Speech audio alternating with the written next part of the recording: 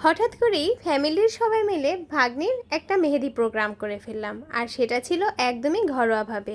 Just একটু সাজিয়ে গুছিয়ে নিয়েছি আর কিছু নাস্তা পানি বানিয়ে নিলাম। যেহেতু আয়োজনটা আমরা হঠাৎ করেই করেছি, তাই কোনো আত্মীয় স্বজনকেই বলা হয়নি, বাসাতে আমরা যারা ছিলাম তারাই আয়োজনটা সেরে ফেলেছি। মেহেদি অনুষ্ঠান মানেই তো নাচ গান খাওয়া দাওয়া, হাতে একটু মেহেদি পরা, এই তো আর কি। তাই তো একটু সাজিয়ে নিয়েছি যাতে ওকে একটু বসিয়ে মেহেদি পরানো যায়। আর এই যে ওর এক বান্ধবী এসেছে সুন্দর একটা কেক নিয়ে। আর এছাড়াও কিন্তু ওর কয়েকটা বান্ধবী এসেছিল, জাস্ট ওরা ফোনে বলাতে চলে এসেছে। আসলে বান্ধবীর কথা বান্ধবীরা খুব তাড়াতাড়ি শোনে, তাই না? বলাতেই কিন্তু চলে আসলো। আর এই যে এখন কিন্তু ওরা ওকে মেহেদি পরাবে। আর এদিকে আমার মেয়ে, সে তো মেহেদি পরতে খুবই পছন্দ করে, হাতে অলরেডি মেহেদি পরা আছে, তারপরও সে বলছে আব্বু আমাকে মেহেদি পরিয়ে দাও।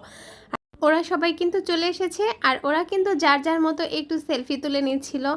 আর এই যে আয়ান বাবু, সে কিন্তু ঘুরবে, মজা করবে, ডান্স করবে, অথচ ছবি তোলার ব্যাপারে নেই। যখনই তাকে ছবি তুলতে আনা হলো, তার মুড পুরোই চেঞ্জ হয়ে গেল। এখানে বাবা মাকে আমরা আবার নিয়ে এসেছি, তাদেরকে একটু দাঁড়িয়ে ছবি তোলা হচ্ছে। আর আসলে এই মুহূর্তগুলোই কিন্তু অনেক আনন্দের হয়, সবাই একটু জাস্ট একসাথে মিলে মজা করা।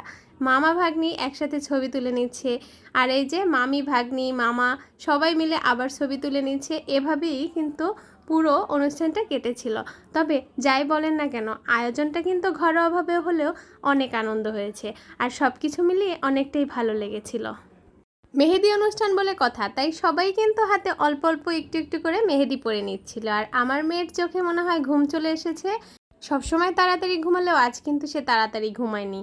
আর এদিকে কিন্তু কনেকে মেহেদি পরানো হচ্ছে। যাই হোক, হাতে আমি এবার বলেছি একটু বেশি করেই ওকে মেহেদি দিও, যেহেতু ওর এই মেহেদি অনুষ্ঠান। আর এখানে ওরা দুই বান্ধবী মিলে ওকে মেহেদি পরিয়ে দিচ্ছে। আর এই যে এখানে কিন্তু বড় ভাবিও হাতে মেহেদি পড়ছিল, আর এ পাশটাতেও কিন্তু মেহেদি দেওয়া হচ্ছে। এখন আবার একটু চেঞ্জ হয়ে গেল, আরেকজন মেহেদি পরাতে চলে আসলো। এভাবে করে করে সবাই কিন্তু হাতে একটু একটু করে মেহেদি পরা হচ্ছিল। আর এরপর খাওয়া দাওয়ার ব্যবস্থা ছিল, তো সবাই টুকিটাকি নাস্তা খেয়ে আবার নাচ গানের পর্ব চলে আসবে। মেয়েরা কিন্তু ফুচকা খেতে খুবই পছন্দ করে, তাই এখানে ফুচকার আয়োজনটাও ছিল, আর সবাই খুব মজা করেই কিন্তু ফুচকাটা খাচ্ছিল। আর এখানে আমার ছোট যাও মেহেদি পড়তে চলে আসলো। উপমা কিন্তু অনেকক্ষণ ধরে সবাইকে মেহেদি পরাচ্ছে। আসলে মেহেদি পরানোর ব্যাপারটাও কিন্তু একটা ধৈর্যের ব্যাপার। ও দেখছি একজনের পর একজনকে মেহেদি পরাচ্ছে।